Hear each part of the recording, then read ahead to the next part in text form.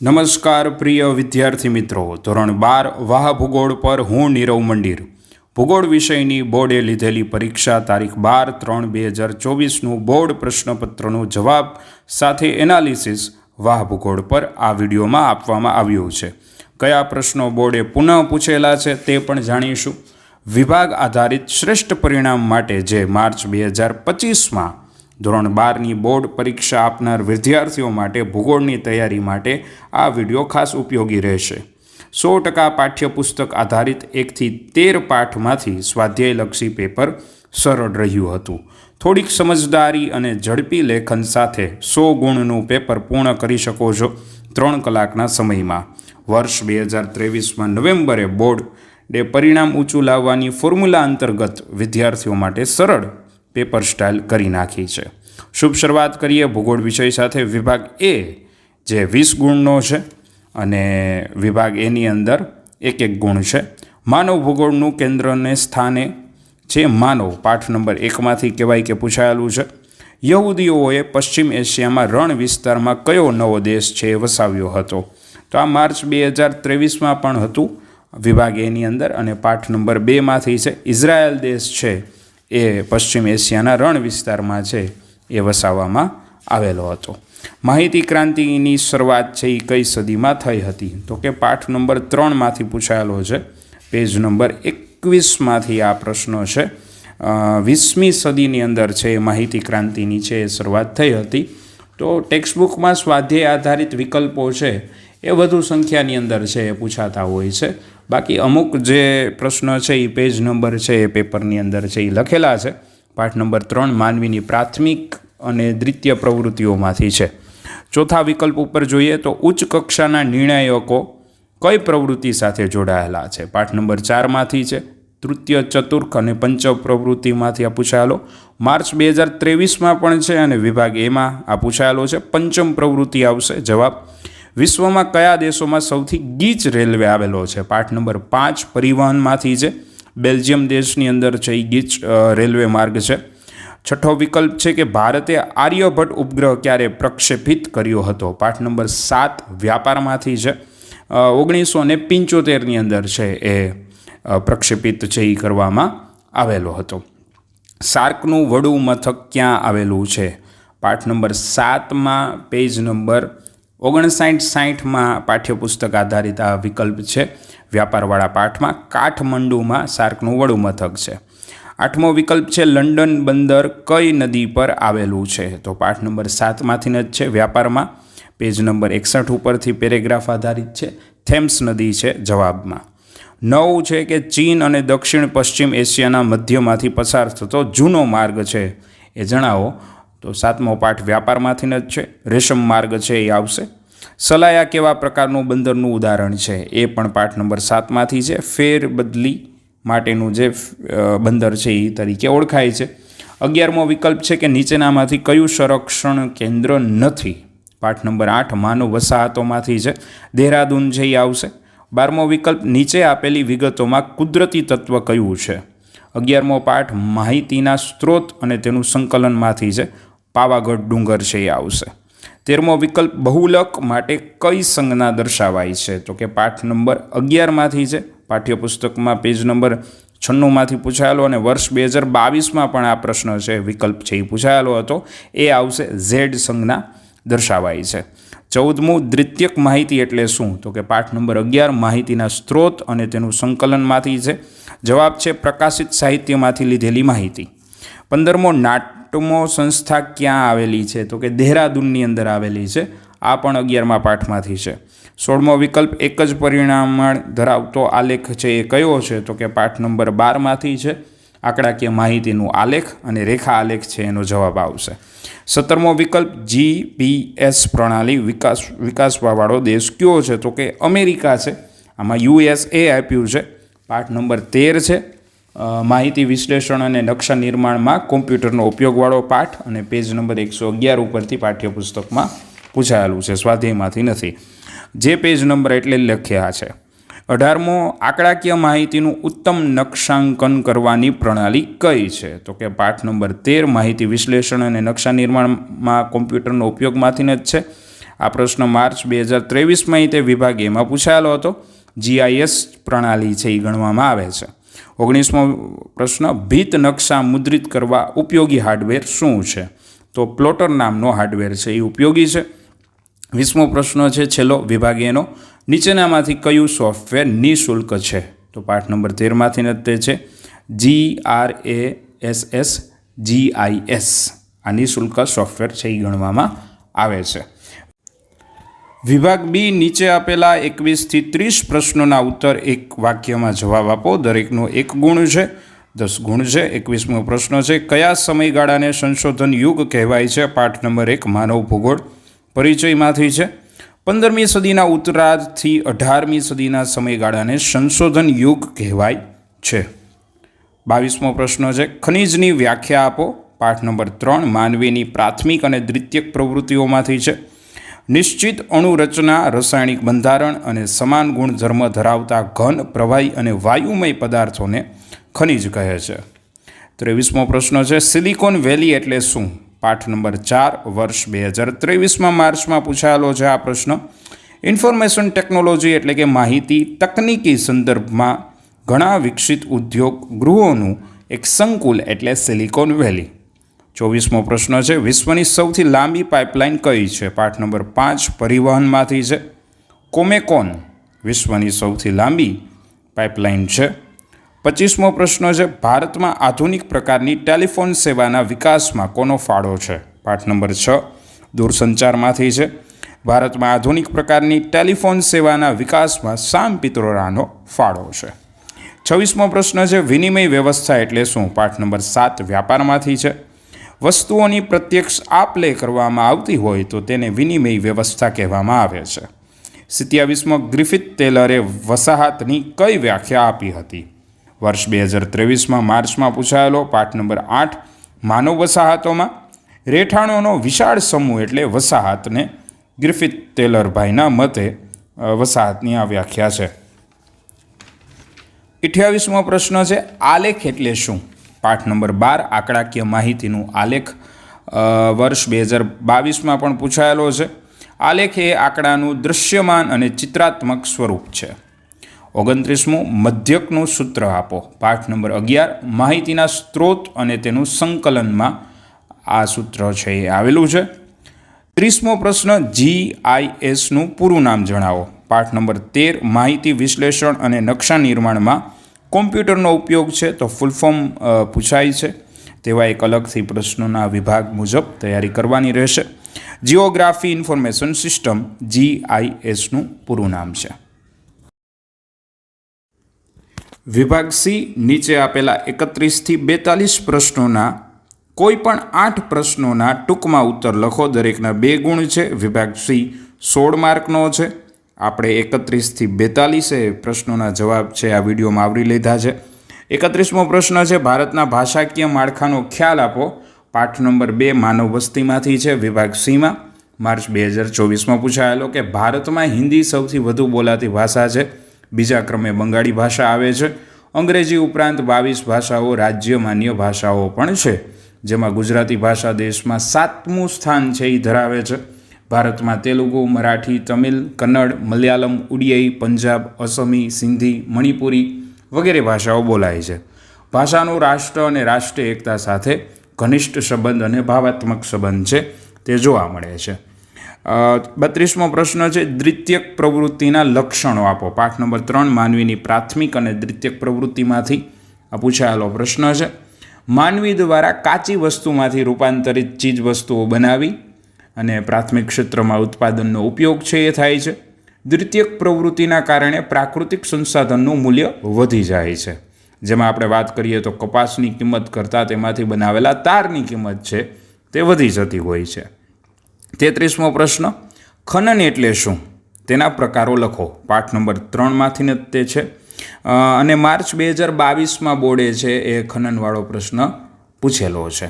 તો ખનન એટલે પૃથ્વીમાંથી ખનિજો મેળવવા જમીન પરથી માટી કે રેતીને દૂર કરવામાં આવે છે અને ખોદકામ કરવું, સુરંગો દ્વારા પથ્થરો તોડવા અને જમીનની અંદર વધુ ઊંડાઈએથી ખનિજો મેળવવા અને સારકામ કરવું.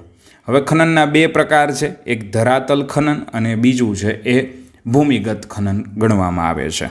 34મો પ્રશ્ન છે, પંચમ પ્રવૃત્તિ એટલે શું? પાઠ નંબર 4 માનવીની તૃતીય, ચતુર્થ અને પંચમ પ્રવૃત્તિમાંથી આ પૂછાયેલું છે. અને વિભાગ સીનો પ્રશ્ન આપણે જોઈ રહ્યા છીએ. વર્તમાન સાથે જોડાયેલા વિચારો કે વિચારધારા આપવી, તેમનું પુનઃગઠન કરવું તે પંચમ પ્રવૃત્તિમાં ગણવામાં આવે છે. આંકડાઓની વ્યાખ્યાઓ કરવી, નવા પ્રયોગો, નવીનતમ પ્રાયોગિક ટેકનોલોજીઓનું સંશોધન કરવામાં આવે, આ બધી બાબતો પંચમ પ્રવૃત્તિઓમાં સમાવેશ થાય છે. આ વિશેષ પ્રકારની ઉચ્ચ સ્તરીય સેવાઓ છે જે નિષ્ણાંતો, નિર્ણય નિર્ધારકો કે અદ્યતન ટેકનોલોજીના સલાહકારો કે સુજ્ઞ નિર્ણય નિર્ધારકો વગેરે આ પંચમ પ્રવૃત્તિ સાથે જોડવામાં આવતા હોય છે. 35મો પ્રશ્ન છે, સંચાર એટલે શું? તેના સાધનો જણાવો. પાઠ નંબર 6 દૂરસંચારમાંથી છે. માર્ચ 2022માં પણ પૂછાયેલો છે અને માર્ચ 2024માં વિભાગ સીમાં પણ છે. તો એક સ્થળેથી બીજા સ્થળે માહિતી અથવા સંદેશો મોકલવાના કે પ્રાપ્ત કરવાની વિસ્તૃત વ્યવસ્થાને સંચાર તંત્ર કહે છે. Telephone, cellphone, fax, internet, email, ટપાલ સેવા અને આંગળીયા એટલે કે કુરિયર સેવા વગેરે વ્યક્તિગત સંચાર તંત્રના સાધનો છે. આ સાધનો દ્વારા વ્યક્તિ વિશ્વના કોઈ પણ સ્થળે માહિતી અથવા સંદેશો મોકલી શકે છે અને કોઈ પણ સ્થળથી માહિતી કે સંદેશો પ્રાપ્ત કરી શકે છે. 36મો પ્રશ્ન છે, ઈમેલ વિશે માહિતી આપો. પાઠ નંબર 6 દૂરસંચારમાંથી જ છે, માર્ચ 2024માં પૂછાયેલો. ઇન્ટરનેટ દ્વારા કોમ્પ્યુટરની મદદથી તૈયાર કરેલો સંદેશો આપ-લે કરવાની પ્રક્રિયાને ઈમેલ કહે છે. ઈમેલ ઇન્ટરનેટની મદદથી થતી સંદેશા વ્યવહાર પ્રણાલી છે. તે કાગળ વગરની ટપાલ પણ કહેવામાં આવે છે. જીમેલ છે, યાહૂ છે, હોટમેલ છે, ઇન્ડિયા ટાઈમ્સ છે વગેરે ઈમેલની સેવાઓ પૂરી પાડવામાં આવે છે.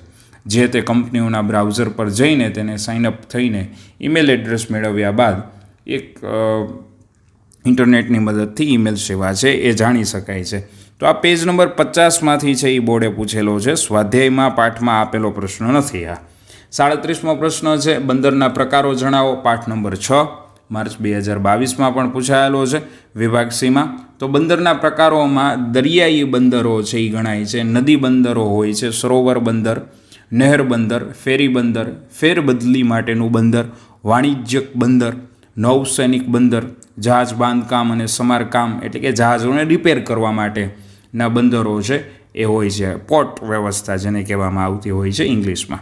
38મો પ્રશ્ન છે, શહેરી વસાહતોના માપદંડ જણાવી.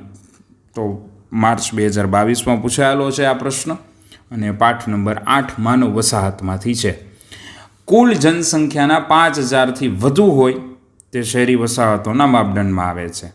વસ્તીની ગીચતા પ્રત્યેક ચોરસ કિમી દીઠ 400થી વધુ હોય. કામ કરનાર મહત્ત્વના જે લોકો છે 75%થી વધુ પુરુષો બિનખેતીકીય આર્થિક પ્રવૃત્તિ સાથે સંકળાયેલા હોય એટલે કે ખેતી ન કરતા હોય, ખેતી સિવાયને બીજી પ્રવૃત્તિઓ સાથે સંકળાયેલા છે. તો આ શહેરી વસાહતની માપદંડ છે એ ગણાય છે.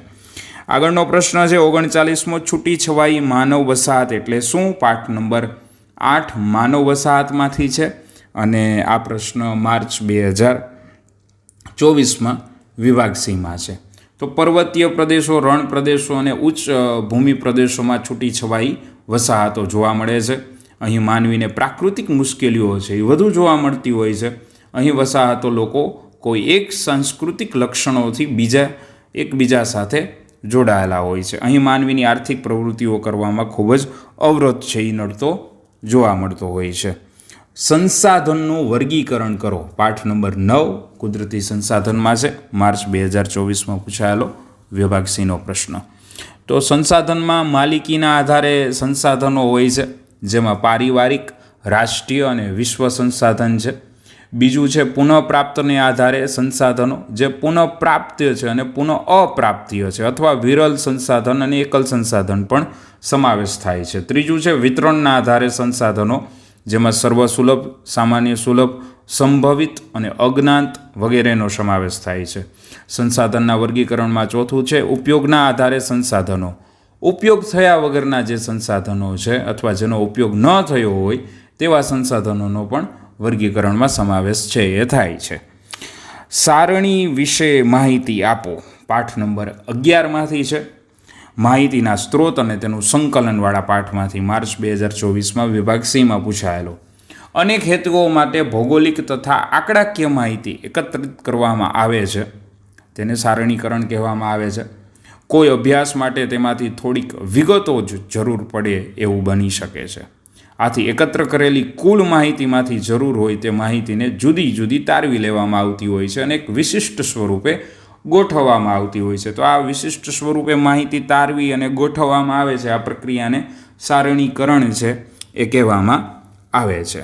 42મો પ્રશ્ન છે, ટપકું પદ્ધતિમાં ટપકા મૂકતી વખતે ધ્યાનમાં રાખવાની બાબતો છે એ જણાવો. પાઠ નંબર 12 આંકડાકીય માહિતીનું આલેખનમાંથી છે એ પૂછાયેલો છે આ પ્રશ્ન. તો ટપકા પદ્ધતિ માત્રાત્મક પદ્ધતિ છે. આ વિભાગ એમાં પણ વારંવાર પૂછાતું હોય છે. માત્રાત્મક પદ્ધતિ છે જે સ્થળે વાસ્તવિક રીતે નદી, તળાવ, જંગલ કે અન્ય બિનવસવાટી વિસ્તાર હોય છે ત્યાં ટપકું મુકાય છે નકશા નિર્માણની પદ્ધતિમાં. તે ખાસ ધ્યાન રાખવાની વાત છે એ કીધેલી છે. તો 31 થી 42 વિભાગ સીના પ્રશ્ન છે. આગળ વધીએ વિભાગ ડી ઉપર. વિભાગ ડી નીચે આપેલા 43 થી 54 સુધીના પ્રશ્નોમાંથી કોઈ પણ 8 પ્રશ્નોના ઉત્તર મુદ્દાસર આપો. દરેકના 3 ગુણ છે, કુલ ગુણ 24 છે. 43મો પ્રશ્ન છે, માનવ ભૂગોળના 3 કાર્યો સ્પષ્ટ કરો. આ પાઠ નંબર 1માંથી છે અને માર્ચ 2023ની પરીક્ષાઓમાં પણ પૂછાયેલો છે. રિપીટ ક્વેશ્ચન છે. મારું જ્યારે પણ કહેવાનું થાય છે અમુક પ્રશ્નમાં કે આ માર્ચમાં રિપીટ છે એટલે જૂના પેપર પણ ખાસ કરવાના છે એવી ભલામણ છે. તો 3 પરિસ્થિતિ મુજબ છે એ સ્લાઇડમાં તમે જોવો છો. આમાં ડિટેલ લખવાના હોય. અત્યારે તો અહીંયા મુદ્દા જ તે લખ્યા છે. માનવ નિર્મિત ઘટનાઓને સ્થિતિ સંબંધિત છે, બીજું પારિસ્થિતિક વિશ્લેષણ છે અને ત્રીજું પ્રાદેશિક સમન્વય છે. આ ત્રણેય બાબતો છે એ માનવ ભૂગોળ સાથે સંકળાયેલી છે. ખેતી આધારિત આનુષંગિક પ્રવૃત્તિઓ જણાવો. આનુષંગિક એટલે ખેતી સાથે સંકળાયેલી. મુખ્ય તો ખેતી છે પણ ખેતીની સાથે સંકળાયેલી છે. તો વિભાગ ડીની અંદર આ પ્રશ્ન છે માર્ચ 2024નો. પાઠ નંબર 3 માનવીની પ્રાથમિક અને દ્વિતીયક પ્રવૃત્તિમાંથી છે. તો કેટલાક વિશિષ્ટ પ્રાણીઓને ઉછેર કરીને ઊન, ચામડું અને માંસ મેળવવામાં આવે છે. મરઘા, બતકનો ઉછેર છે ઈંડા અને માંસ મેળવવા માટે થાય છે. વિવિધ બાગાયતી પાકો પર આધારિત ખાદ્ય પ્રસંસ્કરણના ઉદ્યોગો દ્વારા અથાણા છે, શરબત છે કે વગેરે ઉત્પાદનો છે એ કરવામાં આવતા હોય છે. ફૂલની ખેતી દ્વારા સુગંધિત દ્રવ્યો અને વિવિધ પ્રકારની ઔષધિઓ તૈયાર થાય છે. મધમાખીનો ઉછેરી કરીને મધ છે એ મેળવવામાં આવે છે. શેતુરની ખેતી કરીને રેશમના કીડા ઉછેરવામાં આવે છે. અને ખેતરના નીચાણવાળા ભાગોમાં ખેત તલાવડી બનાવીને ચોખાની ક્યારીઓમાં મત્સ્ય ઉછેર કરવામાં આવતું હોય છે. ખેતરના છેડે છે એ ખુલ્લી જગ્યાઓ ઉપર ઔષધીય વૃક્ષોનો ઉછેર છે એ કરવામાં આવતો હોય છે. તો આ ખેતી આધારિત બધી આર્થિક પ્રવૃત્તિઓ છે જેને આનુષંગિક પ્રવૃત્તિઓ છે એ કહેવાય છે. ઉદ્યોગોનું વર્ગીકરણ જણાવી ગૃહ ઉદ્યોગ વિશે સમજૂતી આપો. 45મો પ્રશ્ન છે અને પાઠ નંબર 3માંથી પૂછાયેલો, પેજ નંબર 26 ટેક્સ્ટ બુકમાંથી છે, સ્વાધ્યાયમાં નથી આ પ્રશ્ન. તો ગૃહ ઉદ્યોગ એક ઔદ્યોગિક ઉત્પાદનનું સૌથી નાનું સ્વરૂપ છે. હાથ કારીગર અને શિલ્પકાર પોતાના કુટુંબના સભ્યોની આર્થિક સ્થાનિક કાચી વસ્તુ વડે સામાન્ય સાધનોનો ઉપયોગ કરીને પોતાના ઘરમાં જ ચીજવસ્તુઓનું નિર્માણ કરે છે. ઉત્પાદન કાર્ય ખૂબ જ તે મર્યાદિત હોય છે અને ઉત્પાદિત ચીજવસ્તુઓનું વેચાણ સ્થાનિક બજારમાં તે કરવામાં આવે છે. કુંભાર, લુહાર, મોચી વગેરે પરંપરાગત ગૃહ ઉદ્યોગ સ્વરૂપે ચીજવસ્તુઓ છે એ બનાવે છે. 46મો પ્રશ્ન છે, ઉચ્ચ સ્તરીય સેવાઓ જણાવો. પાઠ નંબર 4માંથી છે અને વિભાગ ડીમાં જ પૂછાયેલો પ્રશ્ન છે માર્ચ 2024ની અંદર. પાઠ નંબર 4માં ઉચ્ચ કક્ષાના નિર્ણાયકો, આર્થિક, રાજકીય અને નીતિ વિષયક સલાહકારો, પોતાના ક્ષેત્રમાં સફળ નિષ્ણાંતો, ઉચ્ચ પ્રકારની સિદ્ધિ આપનારા સંશોધનકારીઓ સાથે જોડાયેલા સંશોધકો ઉચ્ચ સ્તરીય સેવાઓ પૂરી પાડે છે. તેઓ ખૂબ જ ઊંચું વેતન પ્રાપ્ત કરે છે અને ઉન્નત અર્થવ્યવસ્થાને સ્થાપવામાં તેઓ મહત્ત્વની ભૂમિકા ભજવે છે. તેથી તેઓને પંચમ પ્રવૃત્તિઓમાં પણ સમાવેશ છે ઉચ્ચ સ્તરીય સેવામાં થાય છે. વર્તમાન સાથે જોડાયેલા વિચારો કે વિચારધારાઓ આપવી, તેમનું પુનઃગઠન અને વ્યાખ્યાઓ કરવી, આંકડાઓની વ્યાખ્યાઓ કરવી, નવા પ્રયોગો, નવીનતમ પ્રૌદ્યોગિક, અતિ આધુનિક અને ફળદાયી સંશોધન કાર્યો, નૂતન દૃષ્ટિકોણથી કોઈ પણ પ્રક્રિયાનું મૂલ્યાંકન કરવું. આ વિશિષ્ટ પ્રકારની સેવાઓ ઉચ્ચ સ્તરીય સેવાઓમાં સમાવેશ થાય છે જે પંચમ પ્રવૃત્તિ સાથે સંકળાયેલી છે. 48મો પ્રશ્ન છે, પરિવહન સંબંધે સમસ્યાઓનો ઉકેલ છે એ જણાવો. તો પાઠ નંબર 5માંથી છે, પરિવહનવાળો પાઠ છે, વિભાગ ડીમાં પૂછાયેલો માર્ચ 2024ની અંદર. તો મુખ્ય શહેરોની ગીચતા, પ્રદૂષણ, ટ્રાફિક વગેરે પ્રશ્નોને હળવા બનાવવા માટે તેની નજીકમાં આધુનિક ઉપનગરો વસાવીને શહેરીકરણનું ભારણ ઘટાવી શકાય છે. શહેરમાં માર્ગ વ્યવસ્થાના ટ્રાફિકને ઓછો કરવા માટે ફ્લાયઓવર બનાવવામાં આવે અથવા મેટ્રો રેલ કે મોનોરેલનો વિકાસ કરી ટ્રાફિક પર અંકુશ લાવી શકાય છે. વર્તમાન સમયમાં શહેરોમાં વાહન પાર્કિંગની એક સમસ્યા બનેલી છે. તેના ઉકેલ માટે મલ્ટી લેવલ પાર્કિંગ સુવિધાઓનું નિર્માણ કરી શકાય છે, જેથી કરીને ટ્રાફિક સમસ્યાઓ હળવી બને છે. સંચાલન શક્તિની ખનિજોનો વપરાશ તેમજ વધતા જતા પ્રદૂષણને ઘટાડવા માટે સાયકલ ટ્રેક બનાવીને સાયકલ ચલાવવા માટે લોકોને પ્રોત્સાહન કરી શકાય છે. વ્યક્તિગત કે ખાનગી વાહનોની જગ્યાએ સામૂહિક પરિવહન, જેમાં બસ, મેટ્રો રેલવે, મોનો રેલવે સુવિધાઓ ઊભી કરી લોકોમાં તે અંગે જાગૃતિ ફેલાવીને ટ્રાફિક અંગે પ્રદૂષણ છે એ ઘટાડી શકાય છે. આગળનો પ્રશ્ન છે પરિવહન, પછી પરિવહનવાળો પ્રશ્ન છે એ પાઠ નંબર 5માં છે. સુએઝ નહેર વિશે ટૂંક નોંધ લખો. પાઠ નંબર 5માં છે, એ પણ પરિવહનવાળો અને માર્ચ 2022માં તે પૂછાયેલો છે સુએઝ નહેર, અને 2024માં પણ છે. તો સુએઝ નહેરનો પાઠ્યપુસ્તકમાં તમે 5.5માં જે નકશો જોવો છો, એક સુએઝ નહેર અને એક પનામા નહેર, બે નહેરો છે એ અભ્યાસક્રમની અંદર આવે છે. પનામા નહેર છે એ દક્ષિણ અમેરિકા અને ઉત્તર અમેરિકાની મધ્યમાં જે પનામા દેશ છે ત્યાં આવેલી છે, જ્યારે સુએઝ નહેર છે એ મધ્ય એશિયા ખંડના ભાગમાં છે એ આવેલી છે. તો ભૂમધ્ય સમુદ્ર અને રાતા સમુદ્રને જોડવામાં આ નહેર બનાવવામાં આવેલી હતી, જે ફ્રેન્ચ એન્જિનિયર લેપ્સેને આ સુએઝ નહેર છે એ બનાવેલી હતી. 1869માં છે એ પૂર્ણ થઈ. આ નહેર શરૂ થવાથી પશ્ચિમ યુરોપ અને દક્ષિણ પૂર્વ એશિયાના દેશો વચ્ચેનું અંતર છે એ ઘટીને લગભગ અડધું થઈ ગયું. નહેર પર ઉત્તરમાં પોર્ટ સૈયદ નામનું પોર્ટ છે, જે ઇજિપ્તમાં આવેલું છે, અને દક્ષિણમાં સુએઝ બંદર છે એ આવેલું છે. તો આ સુએઝ નહેરની વાત છે. પછી 49મો પ્રશ્ન છે, ફિલ્મ ઉદ્યોગ વિશે વિસ્તૃત ચર્ચા કરો. પાઠ નંબર 6 દૂરસંચારમાંથી છે, વિભાગ ડીમાં. તો ફિલ્મ જે છે એ સમૂહ માધ્યમનું પ્રબળ માધ્યમ છે. હોલિવૂડ એ વિશ્વનું સૌથી જૂનું ફિલ્મ ઇન્ડસ્ટ્રીઝ છે એ ગણાય છે, જે અમેરિકા દેશમાં છે. હિન્દી ફિલ્મો બોલિવૂડના નામેથી ઓળખાય છે, જ્યારે ભારતમાં ફિલ્મ ઉદ્યોગનું મુખ્ય કેન્દ્ર મુંબઈ શહેર છે. ઉપરાંત કોલકાતા, બેંગ્લોર, હૈદરાબાદ, ચેન્નઈ વગેરેમાં પણ ફિલ્મ ઉદ્યોગનું કેન્દ્ર છે. ભારતમાં સૌ પ્રથમ ફિલ્મ 1913માં રાજા હરિશ્ચંદ્રએ દ્વારા રજૂ કરેલી હતી. પ્રથમ તબક્કાની ફિલ્મો જે મૂંગી હતી અને શ્વેત શ્યામ એટલે કે બ્લેક એન્ડ વ્હાઇટ છે એ જોવા મળતી હતી, અવાજ વગરની પણ જોવા મળતી હતી. 1950ના દશકામાં શ્વેત શ્યામને બદલે રંગીન ફિલ્મોનો જમાનો છે એ આવ્યો. આર્થિક, સામાજિક, ધાર્મિક, રાજકીય, સાંસ્કૃતિક અનેક નવા વિષયો ઉપર ફિલ્મોનો પ્રભાવ છે એ જોવા મળે છે, અને એક સામાજિક રીતે પરિવર્તન પણ થતો રહે છે. ફિલ્મો મનોરંજન ઉપરાંત જ્ઞાન અને માહિતી આપે છે, તેનાથી રાષ્ટ્રીય ઉત્થાનને પ્રેરણા પ્રાપ્ત થાય છે. ભારતમાં હિન્દી ભાષા ઉપરાંત અનેક પ્રાદેશિક ભાષાઓમાં પણ ફિલ્મ કાર્ય છે એ થતું રહે છે. આગળ 50મો પ્રશ્ન છે, ધ્વનિ પ્રદૂષણની અસરો જણાવો. પાઠ નંબર 10 વૈશ્વિક સમસ્યા અને ભૌગોલિક પરિપ્રેક્ષ્યમાં આ પ્રશ્ન છે એ સમાવેશ છે, અને માર્ચ 2022માં, માર્ચ 2023માં વિભાગ ઈમાં 5 માર્કમાં, અને આ વર્ષે 2024માં 3 માર્કમાં આ પ્રશ્ન પૂછાયેલો છે. સળંગ 3 વર્ષ લગી આ પ્રશ્ન છે એ પૂછાણો છે ધ્વનિ પ્રદૂષણનો. તો સતત ઊંચા ઘોંઘાટમાં કામ કરતા લોકો માનસિક તાણ અનુભવે છે, અને તેમનો સ્વભાવ ચીડિયાતો બનતો જાય છે. યંત્રોના ભારે અવાજની વચ્ચે કામ કરતા લોકો કાને બહેરા થઈ જાય છે. ઘોંઘાટની અસર હૃદયના ધબકારા પર થાય છે, અને લોહીનું દબાણ વધી જાય છે. સૂંઘવાની અને જોવાની શક્તિ પણ ક્ષીણ થાય છે. ધ્વનિ પ્રદૂષણથી પ્રાણીઓમાં પણ ખલેલ અનુભવાય છે, અને બીમાર લોકો અને નાના બાળકોને બેચેની છે એ અનુભવાતી હોય છે. 52મો પ્રશ્ન છે કે નીચેની જે આંકડાકીય માહિતી છે તેમાં મધ્યસ્થ શોધો. તો પાઠ નંબર 11માંથી છે, પ્રવૃત્તિમય પાઠ્યપુસ્તકમાંથી આ દાખલો છે એ લીધેલો છે. તમને એક દાખલો છે એ કમ્પલસરી પૂછાતો હોય છે. તો તો મધ્યસ્થના સૂત્ર પાકા કરી લ્યો અને સાથે કેલ્ક્યુલેટર પણ બોર્ડ છે એ અલાઉડ કરે છે, એટલે સૂત્ર આવડી ગયું એટલે મધ્યસ્થના દાખલા આવડી ગયા. 53મો એક પ્રશ્ન છે, નીચે આપેલા કૃષિ ઉત્પાદનના આંકડાકીય માહિતીને આધારે વિભાજિત વર્તુળનો આલેખ છે એ દોરવાનો છે. આલેખ દોરવાનો છે વર્તુળ આલેખનો. તો આ 3 માર્કની અંદર છે એ પૂછાયેલો છે. પાઠ નંબર 12માં સ્વાધ્યાયમાં પણ વર્તુળ આલેખ છે.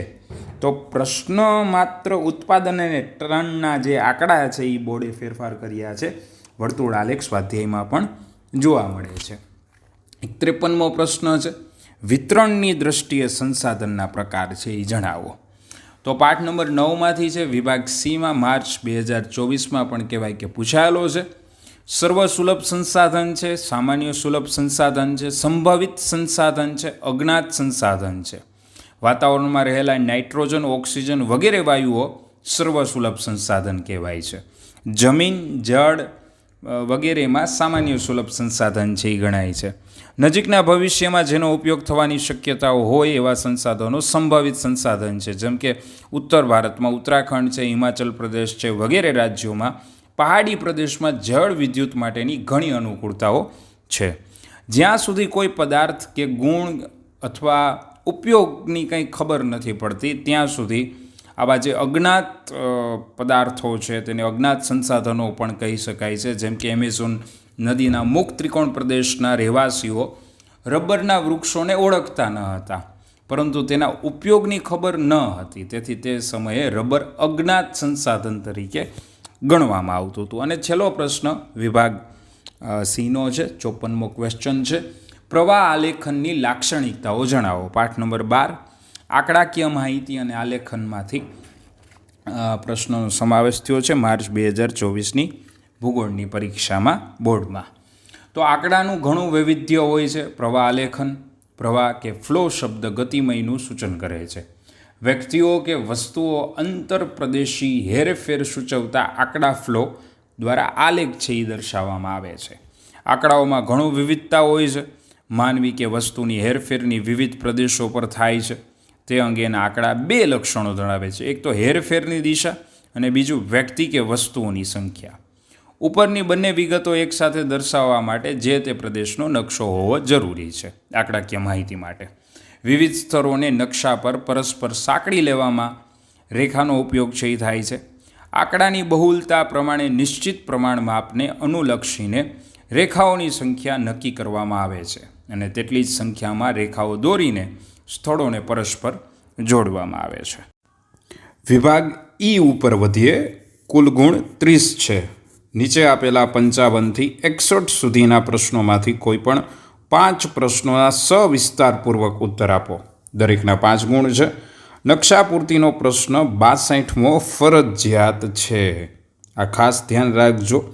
5 ગુણના પ્રશ્નમાં નકશો તમને રોકડિયા માર્ક આપે છે અને જ્યારે પણ વિભાગ ઈ લખો ત્યારે નકશાથી શરૂઆત કરવાની. તો આપણે પણ વિડીયોમાં નકશાથી શરૂઆત કરશી. તમને આપવામાં આવેલા ભારતના નકશામાં નીચેની વિગતો યોગ્ય સ્થાને દર્શાવો. તો બોર્ડની સપ્લીમાં છેલ્લા પેજ ઉપર નકશો છે એ આપેલો હોય છે, તમે જોઈ શકો છો. રાજ્યની સરહદવાળો નકશો હોય છે. એક છે કે ભારતમાં સૌથી જાતિ પ્રમાણ ધરાવતું રાજ્ય. તો જાતિ પ્રમાણ એટલે દર 1000 પુરુષોએ સ્ત્રીઓની જે સંખ્યા છે તેને જાતિ પ્રમાણ કહેવાય છે. તો એ રાજ્ય છે એ કેરળ રાજ્ય છે એ દર્શાવવાનું છે અને પાઠ નંબર 2માંથી આ પૂછાયેલું છે. પછી બીજો પ્રશ્ન છે, રાષ્ટ્રીય ધોરીમાર્ગ નંબર 1 છે એ જણાવો. તો પાઠ નંબર 5માંથી છે. પરિવહનવાળા પાઠમાં તમને પાઠ્યપુસ્તકમાં નકશો આપેલો છે રાષ્ટ્રીય ધોરીમાર્ગો, જેમાં અહીંયા 1 નંબર છે એ દર્શાવવાનું છે. એટલે દિલ્હીથી અમૃતસર છે એ રાષ્ટ્રીય ધોરીમાર્ગ નંબર 1 છે. ત્રીજું છે કે ભારતનું એકમાત્ર નદી બંદર જણાવો. તો પાઠ નંબર 7માંથી પૂછાયેલું છે. વ્યાપારવાળા પાઠમાંથી નદી બંદર વિશે છે એ કહેવાનું છે. અને આ વિભાગ બીમાં પણ વર્ષ 2022માં 1-2 વાક્યમાં છે એ પૂછાયેલું હતું, 1-2 વાક્યને સાથે. તો એમાં હુગલી નદી આવશે. કોલકાતા રાજ્ય, પશ્ચિમ બંગાળ રાજ્યમાં કોલકાતા શહેરની અંદર હુગલી નદી છે એ દર્શાવવાની છે. ભારતનું કોઈ પણ એક ઔદ્યોગિક કેન્દ્ર. ચોથો પ્રશ્ન છે પાઠ નંબર 8 માનવ વસાહતમાંથી છે. જમશેદપુર તમે દર્શાવી શકો છો અને આ માર્ચ 2022માં પણ નકશામાં પૂછાયેલું છે. અમૂલ ડેરી પાઠ નંબર 9માંથી પૂછાયેલું છે. કુદરતી સંસાધનમાંથી ગુજરાતના આણંદ શહેરની અંદર છે એ આવશે. અને વર્ષ 2022માં વિભાગ એમાં પણ અમૂલ ડેરી વિશે છે એ પૂછાણું હતું. તો વિભાગ ઈ જ્યારે શરૂ કરો છો એ વિભાગ અને બી વિભાગ લખાઈ જાય પછી વિભાગ ઈથી શરૂઆત છે એ પેપર લેખનની કરવાની છે. તો એમાં ફરજિયાત નકશો છે ત્યાંથી. 55મો જે પ્રશ્ન છે કે માનવ વિકાસ એટલે શું અને તેના માપન વિશે સમજૂતી આપો. આ પાઠ નંબર 2માંથી છે અને માર્ચ 2023માં પણ પૂછાઈ ગયેલો છે પ્રશ્ન. તો માનવ વિકાસ એટલે માનવીની વિકાસ આકાંક્ષાઓ અને જરૂરી હોય તેવી જીવન નિર્વાહની સુવિધાઓ વિસ્તારવાની પ્રક્રિયા. માનવ વિકાસનો મુખ્ય હેતુ જીવનની ગુણવત્તાને વધારે સારી બનાવવાનો કે ઊંચે લઈ જવાનો છે. જીવનની ગુણવત્તાને ઊંચે લઈ જવા માટે ખોરાક, વસ્ત્રો, રહેઠાણ વગેરે પાયાની જરૂરિયાતો સંતોષવાની છે. આરોગ્ય, શિક્ષણ, મનોરંજન વગેરે સેવાઓ આવે છે. માથાદીઠ આવકમાં વધારવા માત્રથી માનવ વિકાસ થતો નથી, પણ તેની સાથે આવકનો યથાર્થ ઉપયોગ કરવાની પણ કુનેહ છે એ વધવી જોઈએ. માનવ વિકાસ માટે સમાનતા, સ્થિરતા, ઉત્પાદકતા અને સશક્તિકરણ છે આ 4 બાબત પાયારૂપ છે. જેમાં માનવ વિકાસનું માપદંડ એટલે કે 3 નિર્દેશકોમાં એક અપેક્ષિત આયુષ્ય સૂચકાંક છે, બીજું શિક્ષણ સૂચકાંક છે અને ત્રીજું આવક સૂચકાંક છે. આ 3 નિર્દેશકો છે જે પાકિસ્તાનના અર્થશાસ્ત્રી મહબૂબ ઉલ હક અને ભારતીય મૂળના નોબેલ પારિતોષિક સન્માનિત અર્થશાસ્ત્રી અમર્ત્ય સેન દ્વારા વિકસાવવામાં આવેલો છે. 1991 પછી માનવ વિકાસની વ્યાખ્યાઓ છે એ આવેલી છે. 56મો પ્રશ્ન છે પરિવહનનો અર્થ સમજાવી વિશ્વના મુખ્ય સડક માર્ગો વિશે જણાવો. પાઠ નંબર 5 પરિવહનવાળા પાઠમાંથી જ છે અને આ પ્રશ્ન માર્ચ 2022 અને 24 વિભાગ ઈમાં તે પૂછાયેલો છે 5 માર્કનો. એટલે આ જૂના પેપરોમાંથી પણ વિભાગ ઈ છે એ ખાસ પાકા કરવાના છે. માનવી અને ચીજ વસ્તુઓની એક સ્થળેથી બીજા સ્થળે થતી હેરફેરને પરિવહન કહેવામાં આવે છે. તો 7 વિશ્વના મુખ્ય સડક માર્ગો છે. ટ્રાન્સ કેનેડિયન ધોરીમાર્ગ જે ઉત્તર અમેરિકાના એટલાન્ટિક મહાસાગરના કિનારે છે, શહેર સેન્ટ જોન્સના પશ્ચિમે અને પેસિફિક મહાસાગરના વેનકુવરને જોડે છે. બીજું છે અલાસ્કાનો ધોરીમાર્ગ જે ઉત્તર અમેરિકામાં કેનેડાના એડમોન્ટોન શહેરના અલાસ્કાના એન્કરેજ શહેર સાથે છે એ સંકળાયેલો છે. ત્રીજું છે પાન અમેરિકન ધોરીમાર્ગ ઉત્તર, મધ્ય અને દક્ષિણ અમેરિકન ખંડને જોડતો પાન અમેરિકન ધોરીમાર્ગ છે એ તૈયાર થયેલો છે. 4 ઉપર છે સ્ટુઅર્ટ ધોરીમાર્ગ જે ઓસ્ટ્રેલિયા દેશમાં છે અને મહત્ત્વનો ધોરીમાર્ગ છે જે ઉત્તર ઓસ્ટ્રેલિયાથી આવેલા ડાર્વિન શહેરના દક્ષિણના વિક્ટોરિયા રાજ્યના મેલબોર્ન શહેર સાથે છે જોડાયેલો છે. 5 છે અલ્જેરિયન્સ ધોરીમાર્ગ જે આફ્રિકા ખંડમાં છે એ આવેલો છે. એલ્જેરિયાના એટલેન્સ પર્વત અને સહારાના રણને પાર કરીને ગિનીમાં આવેલા ક્રોનાકી સાથે છે સંકળાયેલો છે. 6 છે સંઘાઈ જે ધોરીમાર્ગ જે દક્ષિણની અંદર છે એ બેન્જિંગના ધોરીમાર્ગ સાથે છે એ સંકળાયેલો છે. 7મું છે રાષ્ટ્રીય ધોરીમાર્ગ નંબર 7 જે ભારતમાં છે, જે ભારતનો સૌથી વધુ લંબાઈ ધરાવતો ધોરીમાર્ગ છે જે વારાણસીથી કન્યાકુમારીને પરિવહનમાં સંકળાયેલા ભાગ ગણાય છે. 57મો પ્રશ્ન છે વિશ્વના મહત્ત્વના રેલ માર્ગો વિશે છે એ જણાવો. તો વિશ્વના સડક માર્ગો, વિશ્વના રેલ માર્ગો આ બધા જે પાઠ નંબર 5માં છે એ ખૂબ મહત્ત્વના પ્રશ્ન છે વિભાગીની અંદર. આ પ્રશ્ન પણ માર્ચ 2023 અને માર્ચ 2024 વિભાગીમાં પૂછાયેલા છે પરિવહનવાળો પાઠ છે. તો એમાંથી તો ઓરિએન્ટલ એક્સપ્રેસ રેલવે માર્ગ જે યુરોપ ખંડના ફ્રાન્સના પેરિસથી તુર્કી ઇસ્તાંબુલ સુધી 7 દેશોને જોડતો રેલવે માર્ગ છે જે વિશ્વનો ખૂબ જાણીતો છે. બીજું છે ટ્રાન્સ સાઇબેરિયન્સ રેલ માર્ગ. આ રેલવે માર્ગ એશિયાનો સૌથી લાંબો રેલવે માર્ગ છે જે આંતરખેડીય રેલવે માર્ગ છે. આ રેલવે માર્ગ પશ્ચિમમાં આવેલા સેન્ટ પીટર્સબર્ગમાં પૂર્વમાં આવેલા વાલ્ડિવોસ્ટોક સાથે જોડે છે.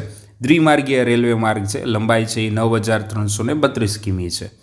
ત્રીજું છે કેનેડા પેસિફિક રેલ માર્ગ. કેનેડાના પશ્ચિમ કિનારા ઉપર આવેલા વેનકુવરના પૂર્વ કિનારાના હેલિફેક્સ સાથે આ રેલ માર્ગ છે એ જોડાયેલો છે. આ રેલ માર્ગ ઔદ્યોગિક પ્રદેશ, પોચા લાકડાઓના વન પ્રદેશ તથા પ્રેરીના ઘઉં પ્રદેશો સાથે જોડતો હોવાથી તેની આર્થિક મહત્ત્વ છે. તેની લંબાઈ છે એ 7050 કિમી સુધીની છે એ જોવા મળે છે. એરિઝ છે તો વાલ્પારાઇઝા રેલવે માર્ગ જે રેલવે માર્ગ અમેરિકામાં છે જે આર્જેન્ટિના બેલ્બોનોસ એરિઝની ચિલીના વેલપેલરાઇઝ સાથે છે એ જોડાયેલો છે. સમુદ્ર સપાટીથી 3960 મીટરે ઊંચે છે એ આવેલો છે.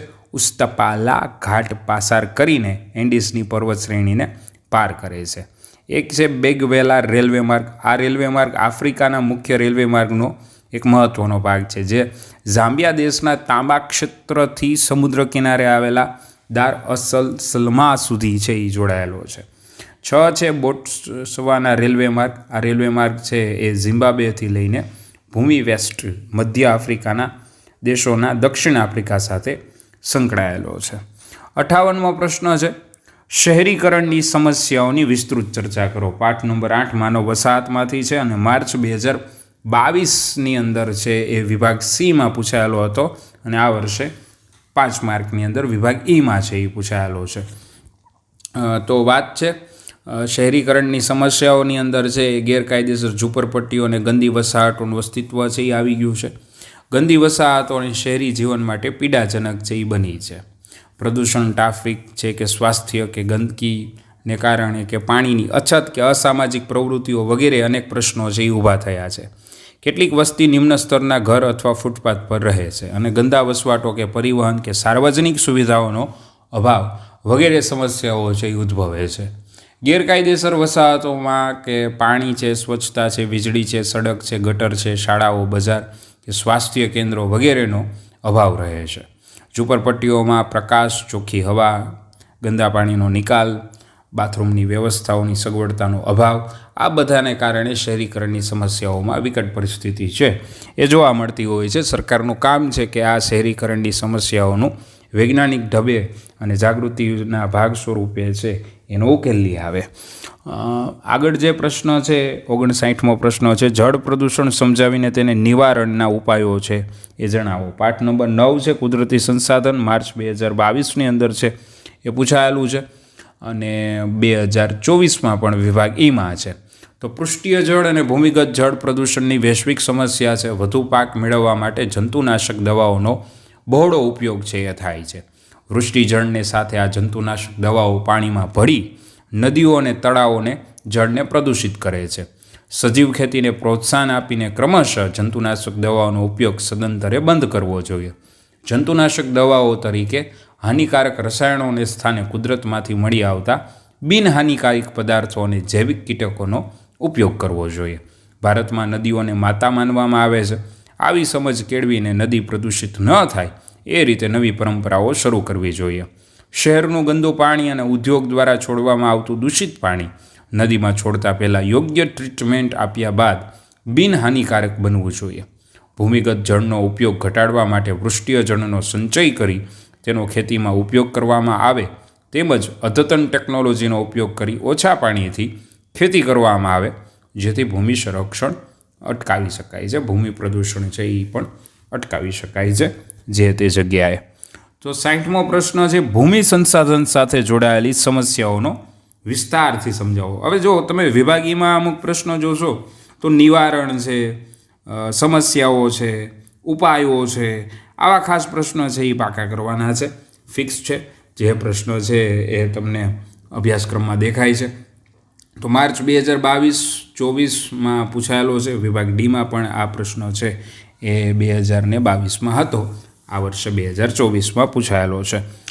ભૂમિ સંસાધન સાથે જોડાયેલી સમસ્યાઓમાં વાત કરીએ તો 5 ભાગ છે એ આપેલા છે. અતિ સિંચાઈથી ક્ષારીકરણ. સિંચાઈના સાધનો વધતા ત્રણેય સિઝનના પાક લેવાય છે. પરિણામે સિંચાઈનો વધુ પડતો ઉપયોગ થવાથી જમીનને નીચેનો ક્ષાર તેની ઘનતા ઓછી હોવા ઉપર આવે છે. આથી જમીનની ક્ષાર વધવા માંડી છે. બીજી વસ્તુ એ છે કે જમીનનું ધોવાણ, કે જમીનનું ઉપલું પડ છે એ ક્ષારયુક્ત થવાથી જળ સંગ્રહ શક્તિ ઘટી ગઈ છે. પરિણામે વધુ વરસાદ પડતા જમીનનું ધોવાણ થાય છે. નદીના ઉપરવાસનું જંગલનું પ્રમાણ ઘટતા સ્ત્રાવ ક્ષેત્રમાં જળ પ્રવાહ ઝડપી બન્યો છે. આથી નીચાણવાસમાં પૂરની સ્થિતિ સર્જાય છે. તેથી જમીનનું ધોવાણ છે એ થાય છે. એક આ બહુ મોટી સમસ્યા છે. ત્રીજું છે નવીનીકરણ.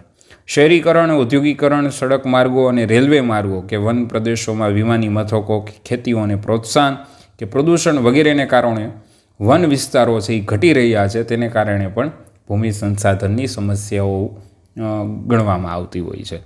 4 છે ઝૂમ ખેતી. આજે પણ કેટલાક પ્રદેશોમાં જંગલ કાપીને ખેતીલાયક જમીન તૈયાર કરવામાં આવે છે. તો ભારતમાં પૂર્વોત્તરના કેટલાક ક્ષેત્રોમાં આ પ્રકારની ખેતી કરવામાં આવે છે, તો તેને ઝૂમ ખેતી કહે છે. જમીનની ઉત્પાદકતા ઘટતા નવા સ્થાનો પર વૃક્ષો કાપી ખેતી કરવામાં આવે છે. પાંચમું છે સઘન ખેતી. ખેતી માટે સિંચાઈ, મૂડીરોકાણ, આધુનિક યંત્રોની સગવડ હોય ત્યારે ત્રણેય સિઝનના પાક લેવામાં આવે છે. પરિણામે જમીનની ફળદ્રુપતા ઘટી જાય છે. તો 5 કારણો છે એ ભૂમિ સંસાધન સાથે જોડાયેલી સમસ્યાના કીધેલા છે.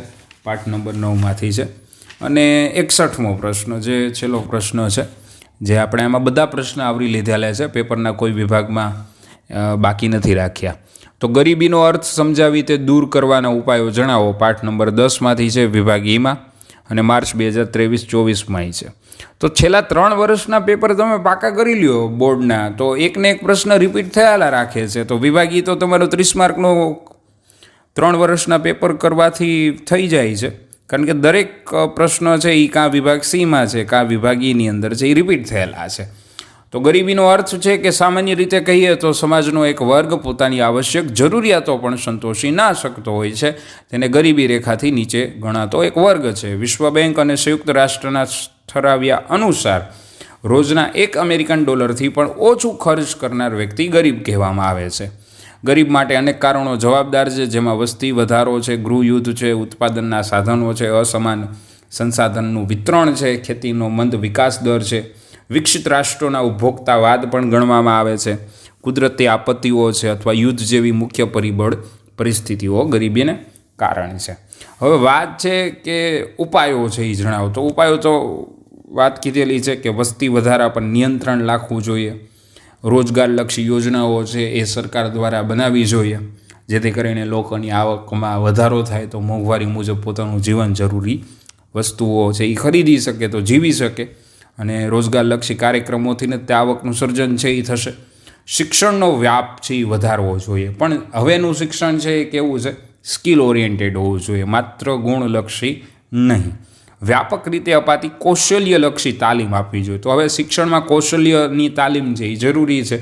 માત્ર પાસ થઈ ગયા છો તો એ જરૂરી નથી, કંઈક આવડત પણ હોવી જોઈએ, અને એ આવડત ઉપર સ્કિલ ઇન્ડિયા જેવા પ્રોગ્રામ સરકાર ચલાવે છે. તો એ કૌશલ્યલક્ષી તાલીમ છે એ થઈ. સસ્તા દરે લોન આપો, ખેતી ક્ષેત્રે સિંચાઈ અને વીજળીકરણ, સસ્તા દરે અનાજ વિતરણ જેવા પગલાં ભરવાથી ગરીબી દૂર કરવામાં મદદરૂપ થઈ શકે છે. ગરીબી દૂર નથી થતી, આ ખાસ વસ્તુ છે, કારણ કે વ્યક્તિને આર્થિક રીતે પગભર બનાવવા માટે શિક્ષણ છે, રોજગારી છે, અને એ આધારિત કહેવાય કે સરકારની અમુક યોજનાઓ છે એ જરૂરી છે. તો આ વાત છે ગરીબી દૂર કરવાના ઉપાયોની. તો સમગ્ર પેપર છે એ આપણે જોયું વિદ્યાર્થી મિત્રો. આને તમે લખી પણ શકો છો, સમજી પણ શકો છો. અવારનવાર 1 વર્ષ માટે આ પેપરનો ઉપયોગ પણ તમે કરી શકો છો. આ પેપર તમને ગમ્યું હોય તો જરૂરથી કોમેન્ટ બોક્સની અંદર છે એ તમારા પ્રશ્નો છે એ લખજો, અને ચેનલને સબસ્ક્રાઈબ જરૂર કરજો. નીરવ મંદિર ચેનલ વાહ ભૂગોળ પર આજે આટલું.